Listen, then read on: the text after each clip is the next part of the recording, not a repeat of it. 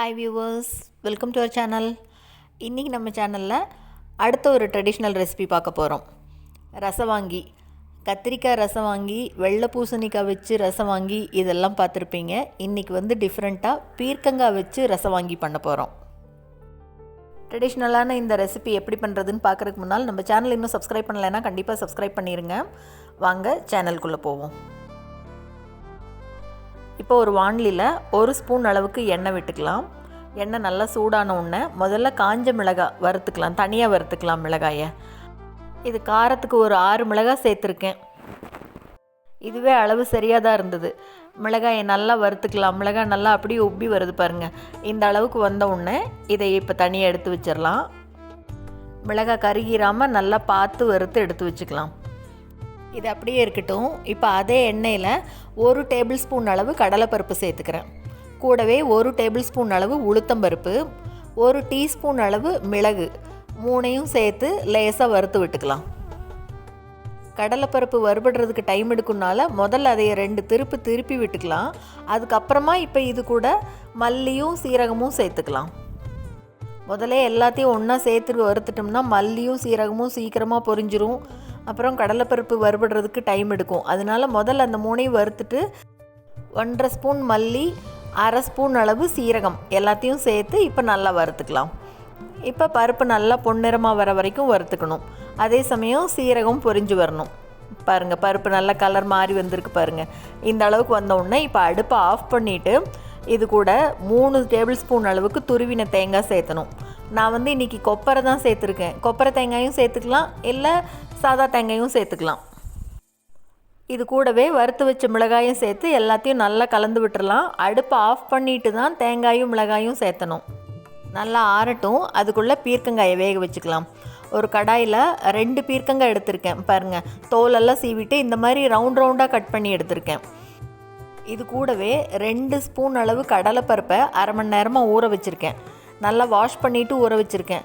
அதனால் அந்த கடலைப்பருப்பை இந்த ஊற வச்ச தண்ணியோடவே சேர்த்துக்கிறேன். இது கூட பீர்க்கங்காய்க்கு தண்ணி நிறையா சேர்த்துற வேண்டாம், சீக்கிரமாக வெந்துடும் 5 நிமிஷத்துலேயே. அதனால் பாருங்கள், இந்த அளவுக்கு தண்ணி இருந்தால் போதும், ரொம்ப கம்மியாக இருந்தால் போதும். பீர்க்கங்காய் வேகிறதுக்குள்ளே வறுத்து அரைச்சதெல்லாம் நல்லா ஆறிடுச்சு. அதை ஒரு மிக்ஸி ஜாருக்கு மாற்றிட்டு அது கூட கொஞ்சமாக தண்ணி சேர்த்து பாருங்கள், இந்த அளவு நல்லா நைஸாக அரைச்சி வச்சுக்கலாம்.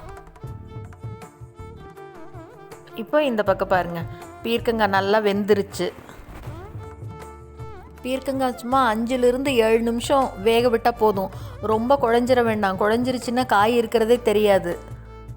இந்த அளவுக்கு வெந்த உடனே இப்போ இது கூட சின்ன நெல்லிக்காய் சைஸ் புளியை ஊற வச்சு கரைச்சி எடுத்து வச்சுருக்கேன்.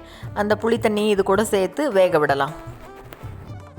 2 நிமிஷம் மட்டும் கொதிக்கட்டும், புளி தண்ணியோட பச்சை வாசனை போகிற வரைக்கும். கொதி வந்துருச்சு பாருங்கள், போதும். இந்த அளவுக்கு கொதித்த உடனே இப்போ அரைச்சி வச்சுருக்கிற விழுதை இது கூட சேர்த்துக்கலாம். ரொம்பவே ட்ரெடிஷ்னலான ரெசிபி இது. யூஸ்வலாக கத்திரிக்காய் இல்லைன்னா பூசணிக்காய் கூட தான் செய்வாங்க. பீர்க்கங்காய் கூட செய்யும்போதும் ரொம்ப நல்லா இருக்குது இந்த டேஸ்ட்டு. நல்லா ஒரு தடவை கலந்து விட்டுறலாம். ஒரே ஒரு கொதி வரட்டும்.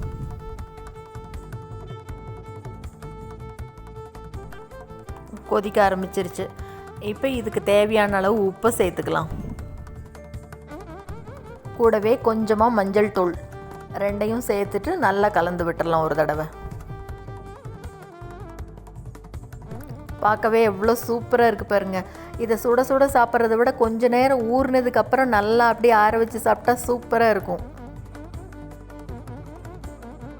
இப்போ இது கூட ஒரே ஒரு கரண்டி அளவுக்கு துவரம்பருப்பை நல்லா வேக வச்சு எடுத்து வச்சுருக்கேன்.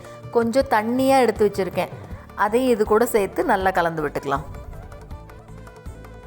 துவரம்பருப்பை ரொம்ப கெட்டியாக சேர்த்த வேண்டாம், இந்த மாதிரி கன்சிஸ்டன்சியில் சேர்த்துக்கிட்டால் கொஞ்சம் நல்லாயிருக்கும்.